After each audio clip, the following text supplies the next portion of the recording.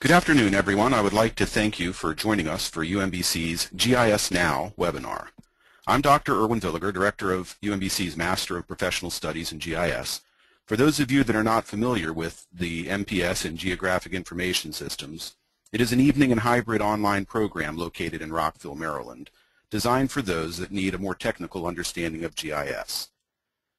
We focus on the system side of GIS by concentrating on application development, spatial database development, web development and services, and advanced analytics and visualization.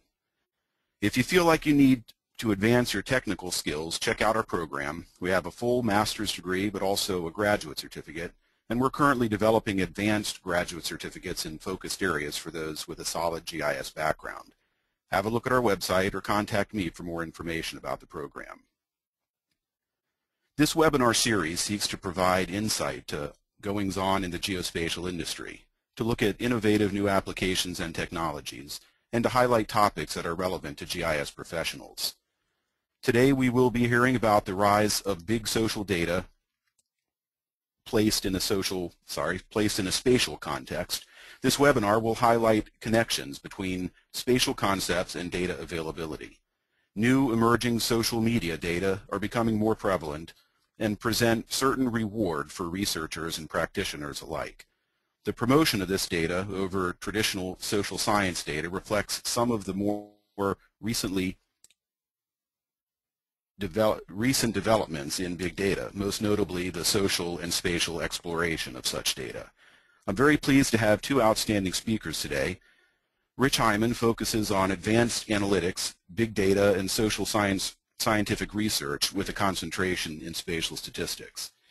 He was recently supported special programs at DARPA in Arlington, Virginia, and is now lead analytics engineer at Data Tactics Corp in McLean, Virginia.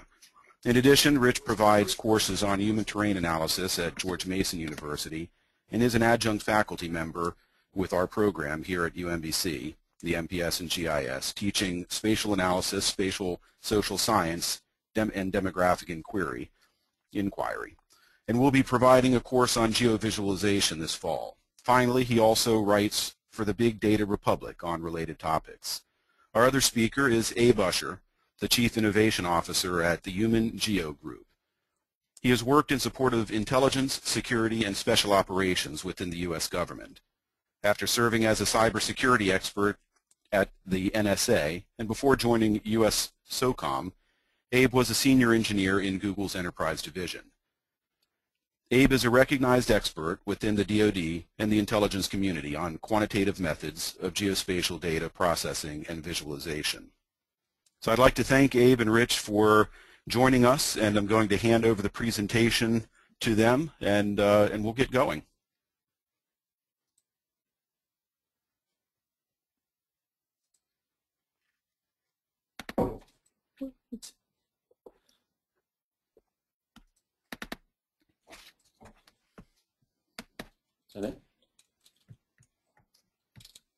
Rich, you are up.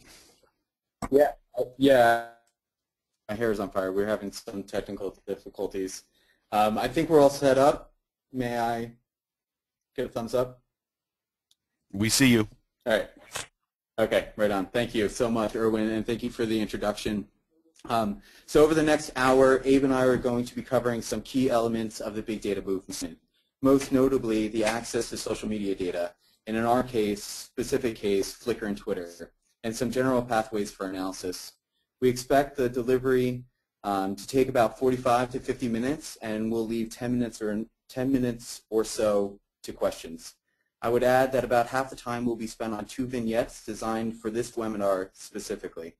Abe will explore pattern of life analysis, and I will explore the spatial patterning of tweet composition from the presidential elections of 2012.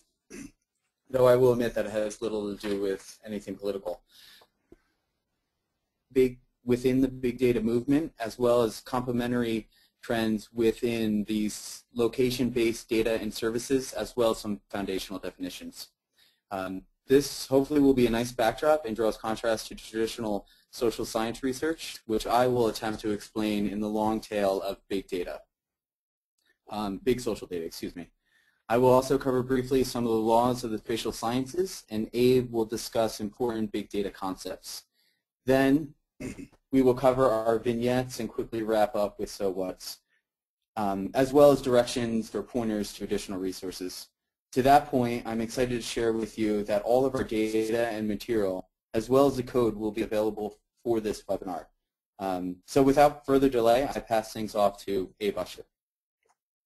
Thanks, Rich. To understand how big data technology and social media relate to geography, we first have to understand shaping how people create and interact with data. The first major trend is an explosion in location-based information, which started in mid-2004. In 2004, Google purchased a startup technology called Keyhole that allowed Internet users to explore satellite images of the Earth. This product quickly became the application Google Earth, one of the most downloaded computer applications of all time, 500 million downloads. Google's decision to make Google Earth free to everyone was a pivotal moment in history. This application opened people's minds to the possibility of exploring the world from the comfort of home. It also presented a standard data format named Keyhole Markup Language, or KML for short. Google Earth enables users to annotate the globe with their own observations. For example, marking the location of the home or school with a map pushpin, tracing a road with a simple line tool, or outlining a plot of land with a polygon tool. By 2007, there were more than 300 million Google KML files describing the elements of geography freely floating around the Internet. Google Earth significantly lowered the bar for exploring images of the world and sharing geospatial facts with others. The second major trend shaping how people create and interact with information is the proliferation of mobile computing technology. In 1999, Research in Motion released the BlackBerry, an innovative mobile phone device that allows people to make calls and send and receive emails on the same device. In January 2007, Steve Jobs released the Apple iPhone. For the BlackBerry, it was a combination phone, iPod, music device, and mobile computer with the ability to install apps from the Central App Store. In 2008, Google released a competing mobile computing device named Android. In 2010, Apple released a GSM-enabled computing tablet called the iPad. In 2013, Google released an augmented reality head-mounted display called Google Glass. The evolution of mobile computing elements continues to accelerate. The International Telecommunications Union estimates that the number of mobile phones and computing devices will exceed the population of the world in 2014. That's more than 7 billion mobile devices. The third major trend shaping how people create and interact with information is the use of social networking websites and the creation of social media content. The number of the Internet users in the world is currently around 2.2 billion. People with access to the Internet increasingly are interested in using it as a platform for interacting with others and maintaining relationships through social networking sites such as Facebook, LinkedIn, and Twitter. Why is this interesting? The amount of raw content generated by these sites daily is staggering. For example, every 20 minutes on Facebook, more than 10 million comments are posted to the site, and that's more than 700 million comments daily and 144 million friend connections. Although most of this is informal, unstructured content, it is a rich set of observations that are constantly being generated. Never before have scientists and researchers had so much. The fourth major trend shaping how people create and interact with information is what I call the gamification of geo. From the three preceding trends, there is an emerging behavior where Internet users now share location information as a part of games and transparency. Photo sharing sites Flickr and Panoramio encourage Internet users to share geolocated photos with textual descriptions. Twitter allows users to associate GPS-specified coordinates with their tweets.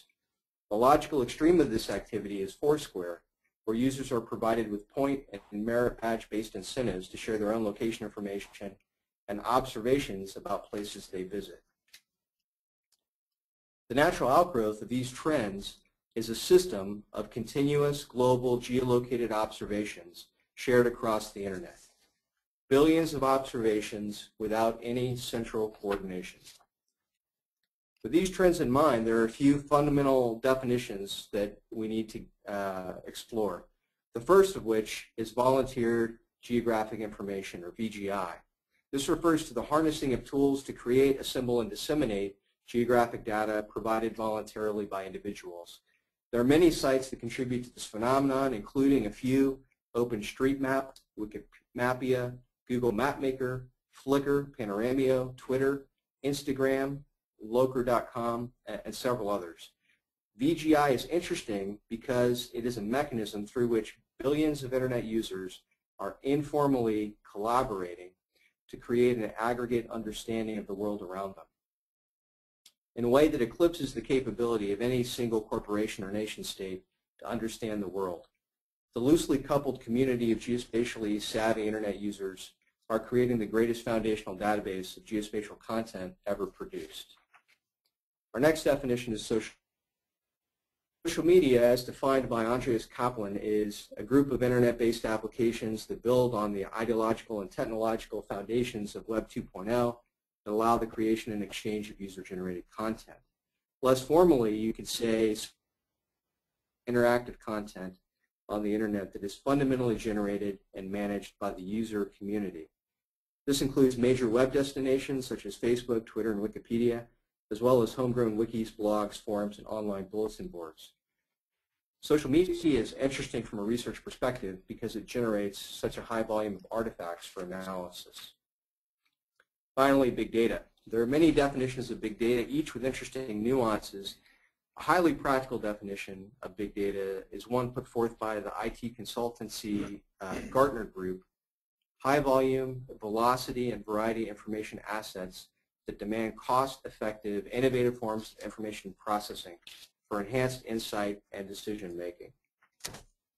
Keeping these in mind, Rich is going to help explain how this relates to modern science. Thanks a lot, Abe. So in an effort to comprehensively define the parameter space for big data, I wanted to explain big data and compare it to what has historically been thought of as social science research. This is more of a thought experiment rather than anything rigorous or empirical, though I do have some empirical evidence to support this notion. The distribution in this slide is what is known as a parallel distribution, where observations are farther from the mean than they would otherwise be under a normal distribution. A signature quality of the power law is the long tail and the large number of occurrences far from the head or the central part of the distribution. The tail is how I think of traditional social science data. These data are often collected for small projects and are often forgotten, unmaintained. The poor curation, of these data lead to their inevitable misplacement. Notionally, dark data is suspected to exist or ought to exist, but it's difficult or impossible to find. The problem of dark data is real and prevalent in the tail of the distribution. The utter lack of central management is tractably large and leads to these data being forgotten. The long tail is a large management problem and an analytical one as well. The central curation of the data in the head of this distribution ensures maintenance, unlike data in the tail. The head of the distribution is where big data resides and perhaps where the greatest impact is to human understanding and the advancement of human welfare. The head contains data which are large and homogeneous. The volume produces coincident data sets in time and space, unintentionally producing binding research across social science disciplines, even producing binding research between the natural and the social sciences. What Edward Wilson called consonance in his book of the same name on the unity of knowledge in 1988. The data sets in the head are limited, but have broad utility and appeal for many, many users, whereas resources in the tail, despite there being potentially many thousands, few scientists, analysts, and decision makers. The coincident nature of the data in the tail, the coincident cross-correlation and multivariate analysis. Open innovation initiatives hold certain promise for shared innovation and risk on research initiatives, developing what is in effect a shared virtual library or laboratory where we could all work on the same data. So this is what could be empirical support for the previous notion communicated in the last slide. The National Science Foundation has shown their grants in dollars amounts to follow the power law. Data in the tail have shown to be small and often unmaintained beyond their initially designed use case and are ultimately individually curated. As a result, the data is discontinuous from other research efforts and discontinuous over time and space. Okay, so moving on. Some important laws of the spatial sciences are as follows. I think laws are important for a number of reasons. First, laws allow any subsequent data analysis to be constructed from principles first and provide the basis for predicting performance and making analytical design choices. Not to mention that they're an asset of a strong and robust discipline. These laws specifically aid in pattern discovery and recognition. The first is commonly and glowingly known as the first law of geography and states that all things are related, but nearby things are more related than distant things. This is spatial dependency. It's often measured with spatial autocorrelation or the relationship that a variable has with itself over space. The notion of near is what requires operationalizing with spatial weights. The second law is what Michael Goodchild calls the second law of geography, or spatial heterogeneity. It is non-constant variance over space and is effectively a breakdown of the first law. Variance in this case can be technically thought of as mean of 0 and a standard deviation of 1, but it does suggest non-stationarity or multiple processes operating within our study area. A flavor of spatial heterogeneity is the spatial Simpson's paradox, where global models compete with local ones. The final law isn't necessarily a law of the spatial sciences, but may be thought of one for big social data, and that is tackling socially critical problems with big data. Examples of socially critical big data includes, but is certainly not excluded to, Google's flu trends, the Billion Prices Project at MIT, the Global Pulse at the United Nations, as well as personal efforts on the behalf of socially conscious data scientists. So here's just a quick example of the spatial Simpson's paradox. Pardon me. This is an example of the spatial Simpson's paradox, where crime in the north and crime in the south, when collapsed over space, produces a best of fit that is representative of neither. If this were a policy issue, the subsequent policy would be good for no one.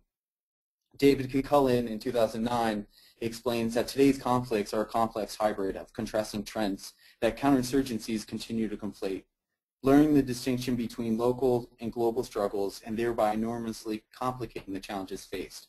Cullen steps through the local and global struggles and outlines the importance of commensurate policy. This process can be roughly characterized as useful spatial models whose statistically significant global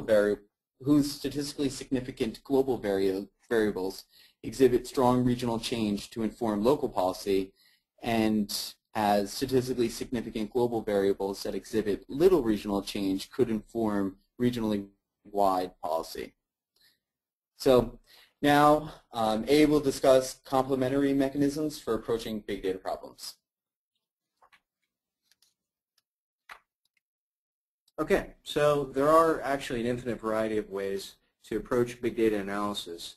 3 methods that are well documented in open literature that are accessible to students, researchers, and engineers are aggregation, association, and correlation. Aggregation relates to quantitative methods for creating descriptive statistics. A simple counts statistical means and medians and standard deviations for an observed data set.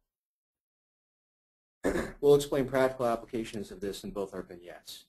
Association relates to methods of identifying relationships of one data element to another. A very simple spatial example could be comparing geolocated tweets about coffee to the location of Starbucks and other coffee franchises. In many cases, a concentration is associated with the physical location of a coffee shop. Correlation is a special case of association. It is the process of quantifying a correspondence between 2 comparable entities. Rather than merely stating that there's a loose relationship between geolocated coffee tweets and coffee shops, with correlation we would actually attempt to create a numeric model that could be used for predicting the presence of a coffee shop based on a number of geolocated coffee tweets. Correlation is a special case because it can enable the creation of. Okay, at this point we'll be transitioning from foundational theory to practical application. Rich will be talking about spatial patterning of tweet composition from the presidential elections of 2012, and I'll share a vignette on pattern of life analysis of a major U.S. city. Before we dive into our specific examples of data analysis, I'd like to introduce you to a metaphor for dealing with big data. I call it the kitchen model of big data analysis. A kitchen is a great metaphor for understanding value creation. Raw materials go in, and they're transformed into more valuable and hopefully delicious outputs. In the physical world, there are a number of factors that contribute to the output of a kitchen. The most important include the skill of the chef, the quality, quantity, and variety of ingredients, the utensils that are available for work, and the recipes that are known to work well. In the quantitative data sciences, the chefs are the people you have at your disposal, the utensils are the technical tools you choose to use, and the recipes are the repeatable methodology that you create for addressing a particular analytic question. Anytime that you frame an analytic question, it's a useful exercise to consider if you have the right people, the right data, the right tool. In the spirit of transparency, we will be sharing the data, tools, and methodology related to our vignettes. At the end of the presentation, we have links to the source code we use to process data in our vignettes. The code is in the form of scripts that can be run without requiring any commercial licensed software. For aspiring data scientists and geospatial researchers, we recommend several no-cost tools, including the Python programming language, the R programming language, Quantum GIS, and Google Earth. Okay, so fun begins. Vignette 1 should bring some levity to the big social data, all the same driven by a social aspect, and ultimately analyzes data that could serve as a proxy for other substantive variables. My vignette is analyzing Twitter data using the Flesch-Kincaid index, which you may already be familiar with as a consequence of using Microsoft Word. It has for some time provided the readability index to documents. The Guardian in February 2013 used a Flesch-Kincaid index to track the reading level of every State of the Union address and noted how the linguistic standard of the presidential address has declined.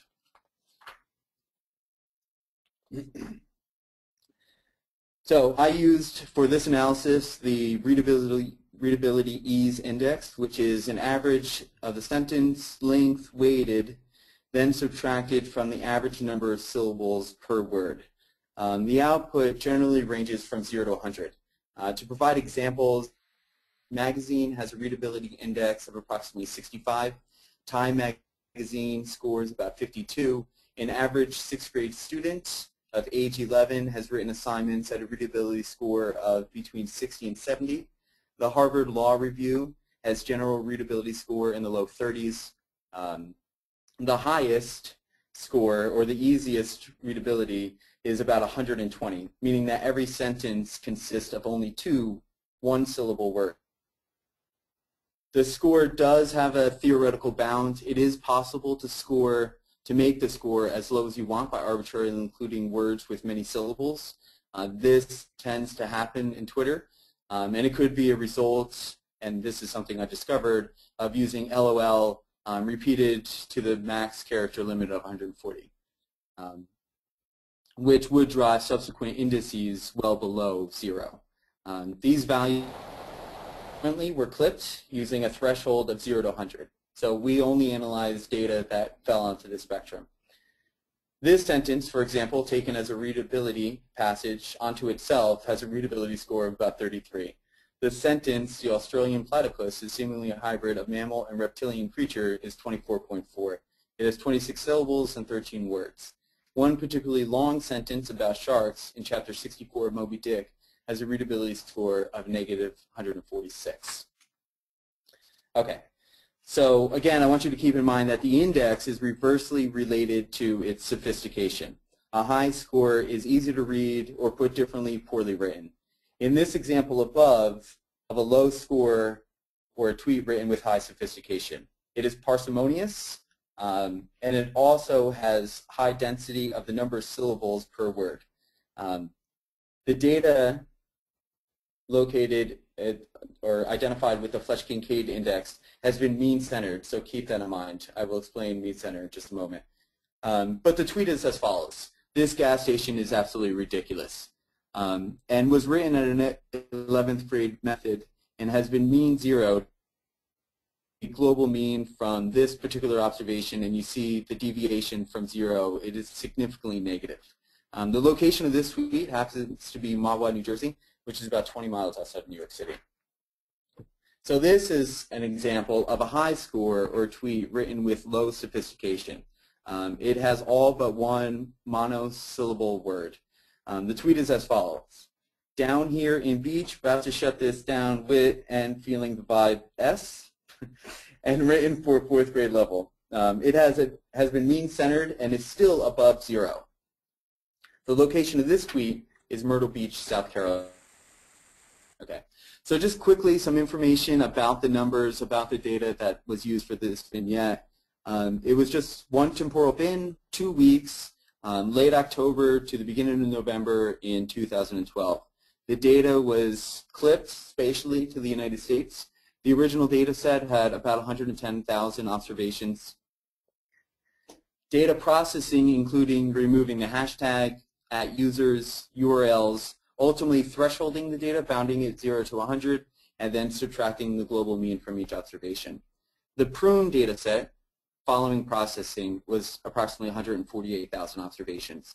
The method I used for analysis is the local indicator of spatial autocorrelation. It's a decomposed version of the Moran's-I statistic with LISA classifications of high-high, low-low, high-low, low-high. The conceptualization of space was defined with the spatial weights, K and N 40, 40. Okay, so this table shows centrality and spread. By mean centering the data, that is subtracting the global mean from each region, we could quickly identify the deviations from the global mean. The Mid-Atlantic, Mountain, New England, and Pacific are all below the global mean.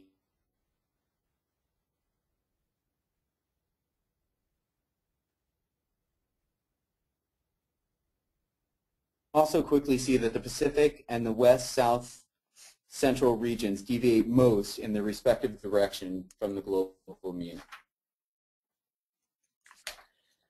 Another way of exploring the data are box plots by region with underlying scatter plots.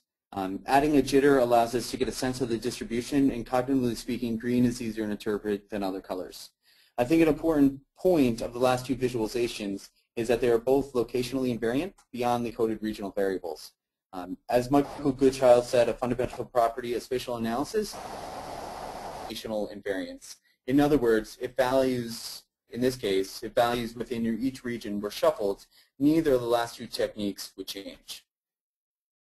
Lacking locational invariance is that results change when location changes. So this is merely a map of the post-processed data. This is after thresholding. You notice that even with 48,000 observations, the pattern recognition is difficult, due in part to the coincident points in space, and perhaps support for the quantitative methods of pattern recognition and discovery. Okay, so here's the meat of the analysis, or the vignette. So using the LISA, we can analyze both the first and second law of geography. Here you can see certain spatial clusters representative of spatial dependence. The first law of geography can be seen with high in the middle of the country.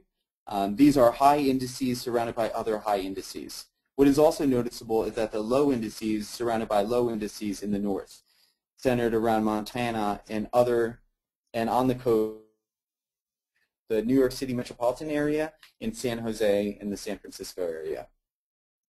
The regional variation noted by different spatial regimes is the second law of geography at work. It is the non-stationarity of writing ability in the United States. There are also numerous more localized relationships not clear from this map. However, in addition to the smooth qualities of the analysis as noted by high values surrounded by high values and low values surrounded by low values, there are also some interesting rough rough characteristics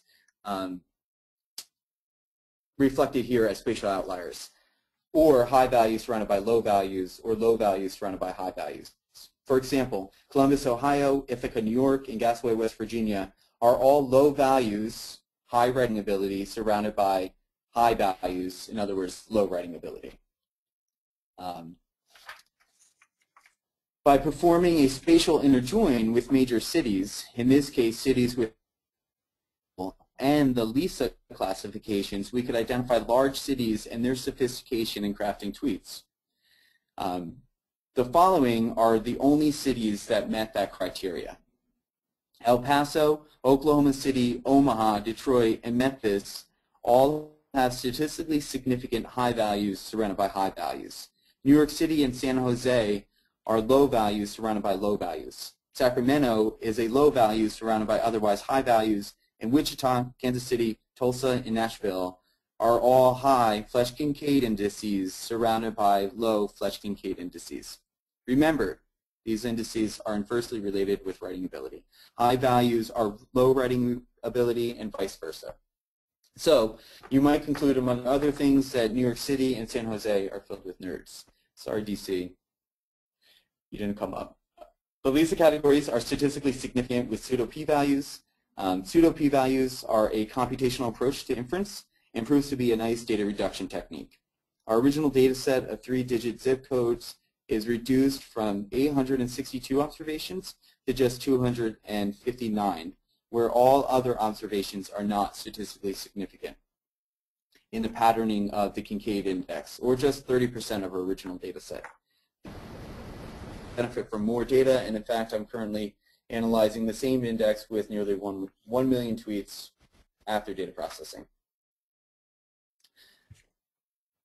So I thought it might also be interesting to see the intersection with the computed index and some of the more prestigious or at least expensive zip codes in the United States, with the exception of the exclusive 902 zip code.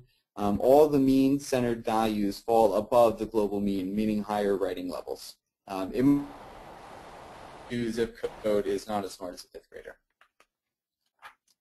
So, finishing up, in usual text mining algorithms, the document is represented as a vector whose dimension is a number which can be very large. Not long after publishing The Cat in the Hat at 225 words, Bennett Cerf challenged Seuss to see if he could write a book using even fewer words.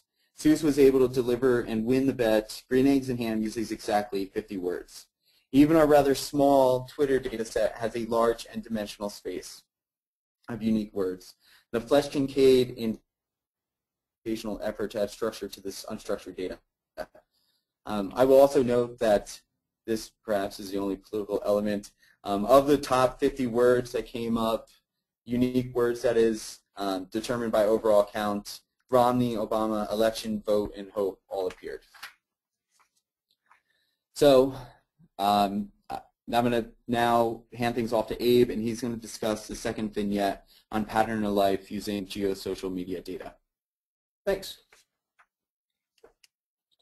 For social media content that has explicit geolocations, it's straightforward to plot this on a map.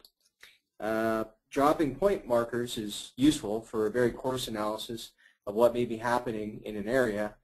In this map display, we're examining 1 day's worth of geolocated tweets in and around the Washington, D.C. area.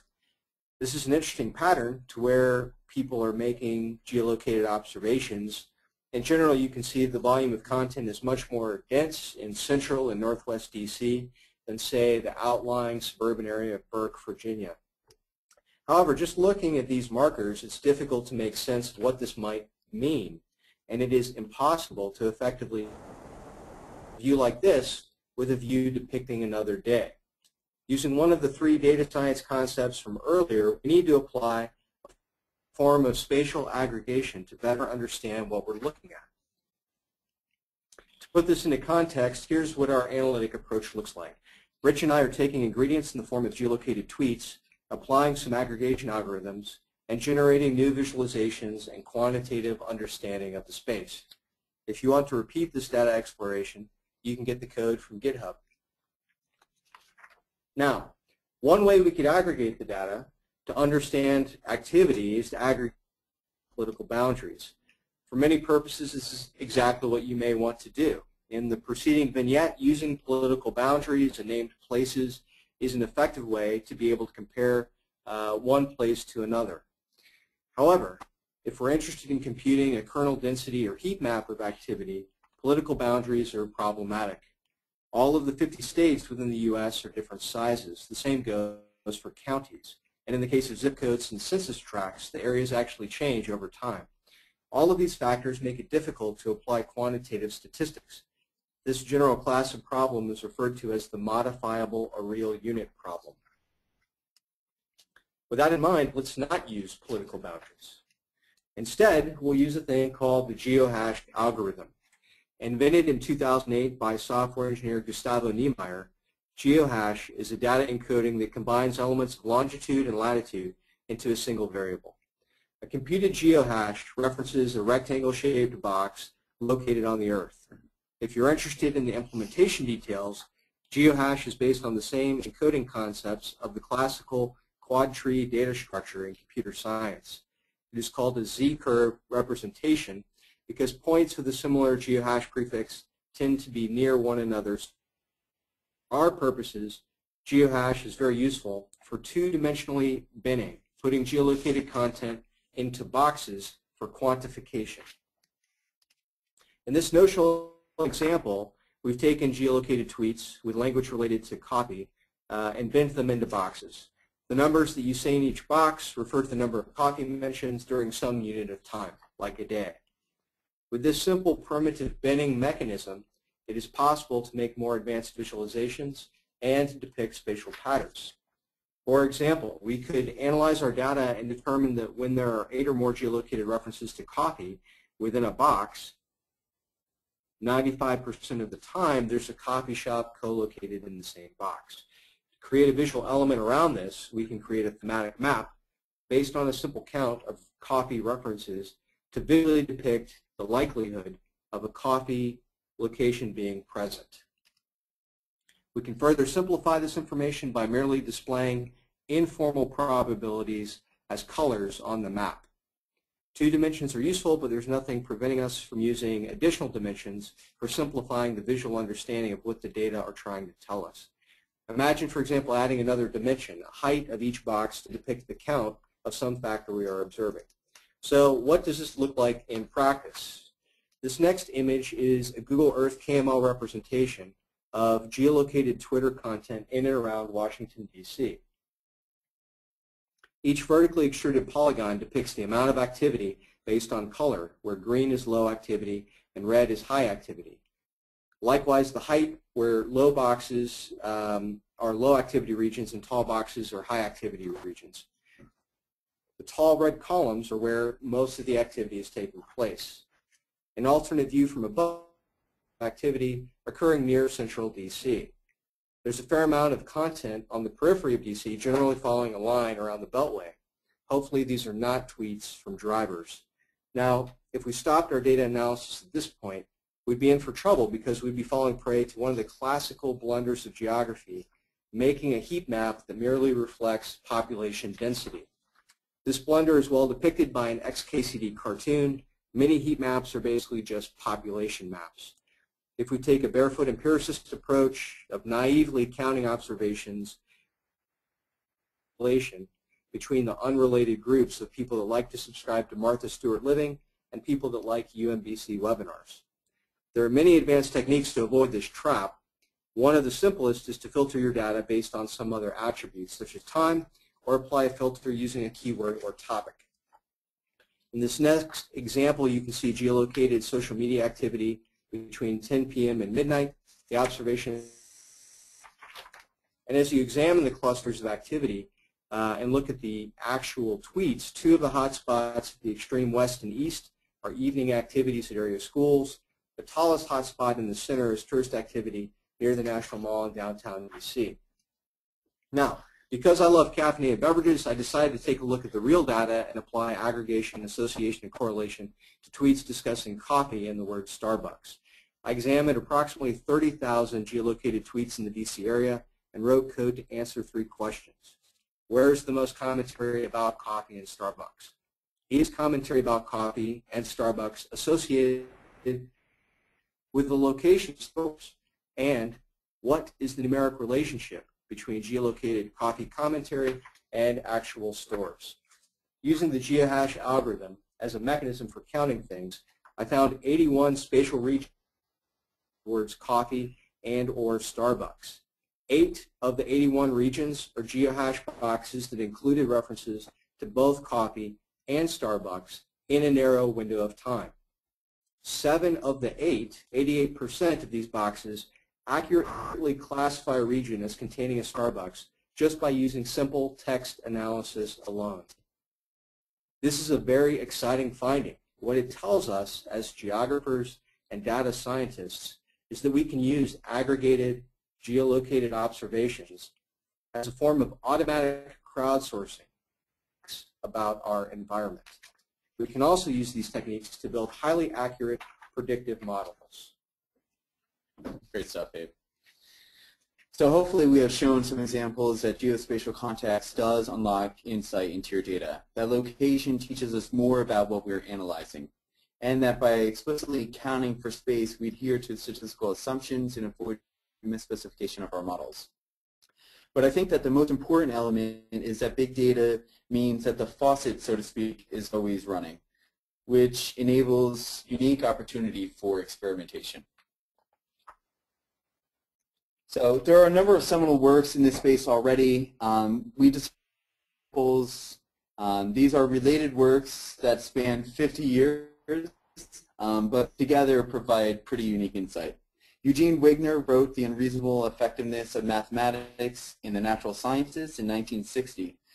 Since I cannot improve on Wigner's presentation for the natural reflection for the social sciences, there's only one thing which is more unreasonable than the unreasonable effectiveness of mathematics in physics, and that is largely the unreasonable ineffectiveness of mathematics in the social sciences. Peter Norvig in 2009 wrote a The Unreasonable Effectiveness of Data. In his opening sentence, he draws a direct comparison of Wigner's work and says that sciences should be sciences that involve human beings rather than elementary particles have proven more resistant to elegant mathematics. Social sciences has suffered from so-called physics envy over their inability to neatly model human behavior. Norvig continues by saying we should stop acting as if our goal is to author extremely elegant theories and instead embrace complexity and make use of the best ally we have, the unreasonable effectiveness of data. The effectiveness of data directly feeds to its ultimate utility. Wigner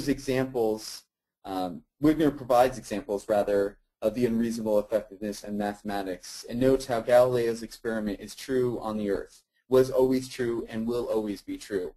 It is valid no matter whether it rains or pours, whether the experiment is carried out in the Middle East or Northeast DC, no matter whether the person is a man or woman, rich or poor, Muslim or Catholic.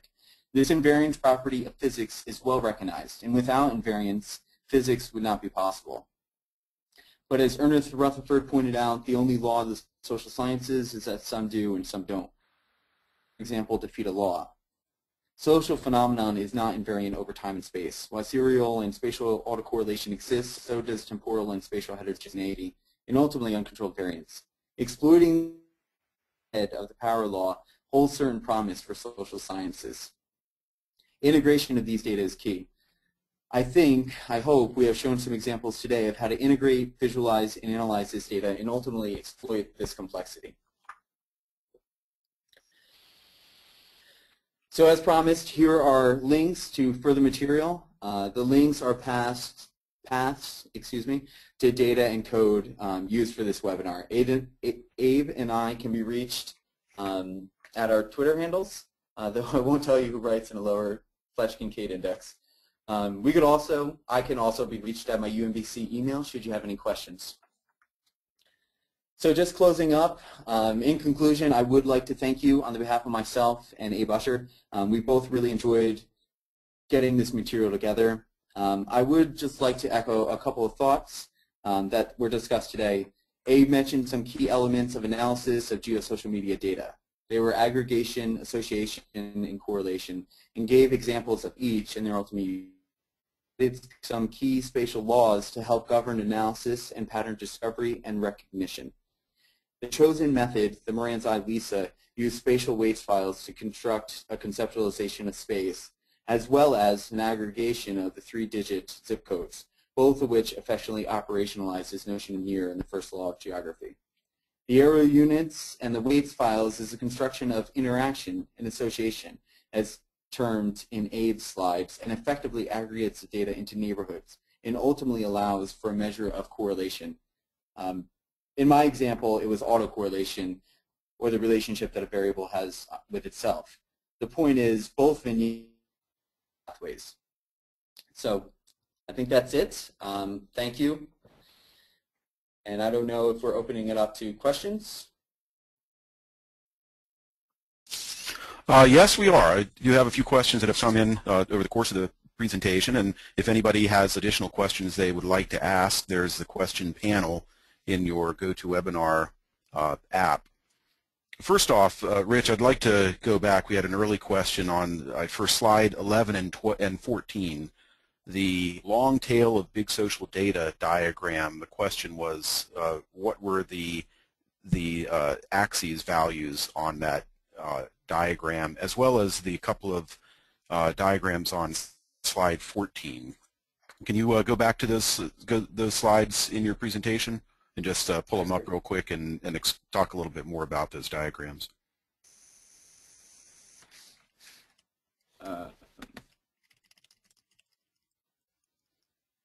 So slide 11, I hope I'm not making anybody nauseous by doing this, but this is the only thing I have to work from. So slide 11? Yes. So this is a notional example. This is more of a thought experiment rather than anything, but perhaps the y-axis is number of occurrences and the x-axis is size. Excuse me, reverse those. And slide 14, which is 3 on.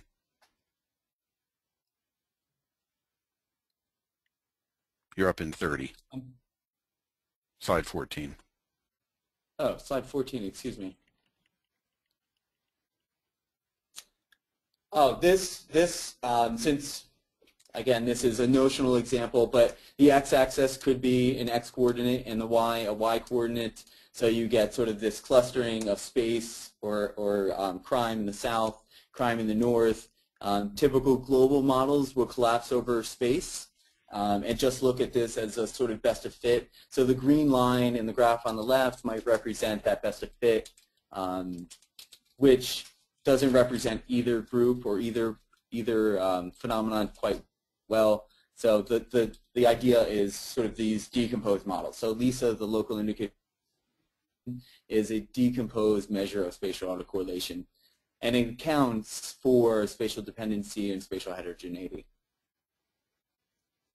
All right, very good. A couple more questions. Actually, Rich, you kind of led me to this one by first stating that you weren't going to answer it. I'm gonna ask you to answer it. Which of the two of you has the lower Fleisch-Kincaid index for your tweets? I'm going to put you on the spot. This is Abe. I'm pretty confident that Rich has a lower Fleisch-Kincaid index than I do on Twitter. I don't know. We're analyzing it after this webinar. Okay. Another question: how would these algorithmic approaches work in a streaming approach instead of batch processing? Great. I think this is probably a question from ESRI, maybe even the great Dr. Sean Gorman.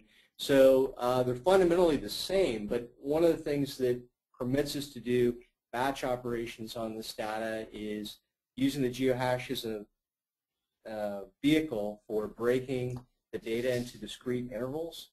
So the only thing that would be different in a streaming approach is you would need a discrete interval of time and perform the computations and counts as the data streams in, as opposed to retroactively going back and looking at the data. So it really just requires additional quantization of the data by selecting another fixed time period.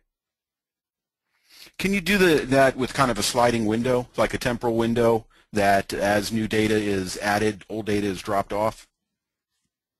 Yes, that's exactly what I mean. So a simple way you might implement that in a streaming fashion is looking at the most recent 24 hours and computing counts based on data coming in per hour.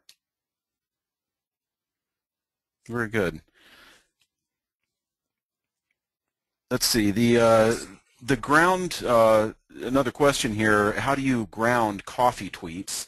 I think the question is essentially the geocoding, and an extension of that question is what exactly is the size of the code of a geohash, or the geocoding element of a tweet? How much data does that take up? Sure.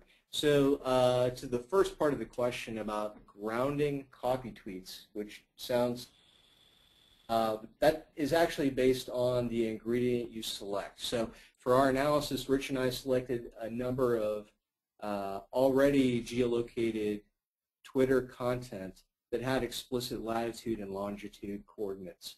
When you don't have that to work with, it's still possible to get things in generally the right area through named entity extraction and geolocation of named entities, which I think is a research area that Carnegie Mellon has some very promising research in. Related to the size of a geohash, so I didn't have time to cover it in the talk, but the geohash algorithm allows you to select a level of precision. The geohashes I used in my presentation are roughly 1 by 1 kilometer boxes, but you can things down to a millimeter or as broad as thousands of kilometers. Very good. Let's see, another question here. What kind of preparation do folks need to have to get into this kind of analysis? Kind of background, experience, that sort of thing. Yeah, that's a good question. I would say certainly a quantitative background, or at least understanding interpretation of like an ordinary least squares model, I have found is a sort of good entry level. If that's sort of understood, I think you have at least some promise in quantitative thinking.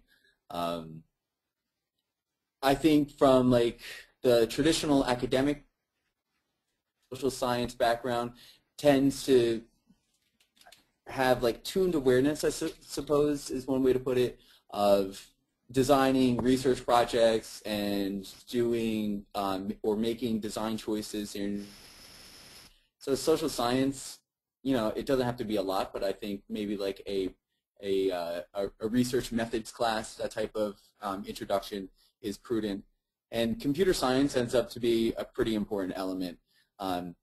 These data are out there and they're available, but to get them, you have to access them through, you know, APIs, and then you have to bring them in.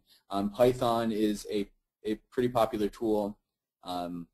You could access the data from R as well. So R is a statistical language that could be used as a substitute or to augment Python. I think Abe probably has some input on this topic as well. With what Rich shared, just to add to that, beyond precise academic experience in training, I would also recommend people be practitioners. They can understand the inherent richness and limitations of the medium that they're operating with. Obviously, Twitter has a character limit in what people can share per tweet. There are similar constraints around all the other varieties of social media available. All right. One issue that comes up whenever you're dealing with social data, and especially data that can be tied to individuals, is the question of privacy. What kind of considerations do we have with privacy and big social data going forward? This is Abe. I'll start on this one. I think this is definitely a critical issue, especially when geolocation is a component of data. like many elements of technology, I think the law and policy technology is going. So at this point, it's not really clear what the limitations are related to how this data gets interpreted. When people share things in the public, they're inherently not restricted based on people's desire to share. However, the public doesn't necessarily have a clear awareness that things that are posted to the internet tend to persist even after they've been removed from a particular site like Facebook or Twitter. Each of us has an element of digital exhaust where our signature remains on the internet. So I'm not a lawyer and I don't play one on TV, but I think this will be a pivotal issue both for social media companies as well as geographers and computer scientists. And at this point, it's really unresolved how it will play out. There's a lot of that kind of legal and privacy related issues, ethical related issues that are being worked out or hopefully being worked out. Well, I think that's going to wrap it up for us. I would like to thank Abe and Rich for joining us and providing us such an interesting presentation. And I think we see, frankly, the future of where spatial data is going to be coming from. And increasingly, we'll have better tools for integrating it and being able to use it in a more dynamic and rigorous quantitative fashion. Thank you both. I'd like to thank all of the listeners out there for joining us. We will be posting the presentation and related material to our website. You'll be able to get a link to it from our website, and it'll also be available out on YouTube. I'm going to put up our final information here. You'll see our website URL, and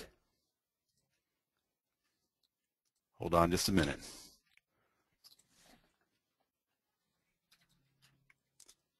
There we go. Okay. Thank you all, and that'll take care of it. We'll be having more webinars in the future. I'll be sending out, or we'll be sending out notices as they come along, and something we intend to do about every quarter or so. Again, if you're interested in getting more information about our master's program, please have a look at our website, and we do have some information sessions coming up in here later in May and also in early June, and you can find out what kind of courses we offer, the content of them on our website, or again, certainly get in touch with me. Thank you very much, and everybody have a wonderful day.